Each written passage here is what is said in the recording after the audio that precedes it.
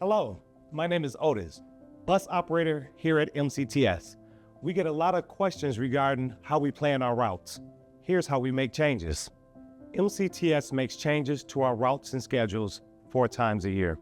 We call these quarter picks because they correspond with when operators pick which routes they will be driving for the next 3 months. The deadline for including the change in the next pick occurs approximately 2 months before the pick start date. Any proposed change is first analyzed based on our design guidelines. If a change meets the criteria from a planning perspective, it then goes to internal MCTS departments for review. Route changes are reviewed by the Street Operations Department to make sure our 40-foot buses can safely make any new turning movements and serve any new stops. The scheduling department calculates how many more buses and operators will be needed to preserve frequency if a route is being extended or if fewer buses will be needed for a service reduction. The number of buses needed determines the additional cost or savings of the change and must fit within our budget. This is the timeline for any changes that are in consideration.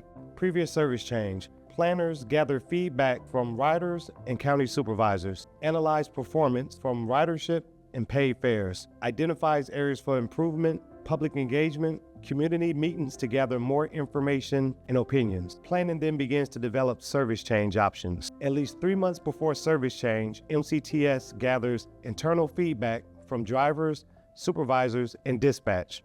At least 2 months before service changes are finalized with T&T committee approval and county board approval. Scheduling makes timetables and generates operator shifts. Marketing and planning makes maps and public timetables. 1 month before service change, drivers pick work for the quarter and MCTS informs public of changes. With this framework and timeline, we aim to create more efficient routes that can best serve you, our community, and create the best possible workflow for us here at MCTS. For more information on routes and service changes, visit ridemcts.com.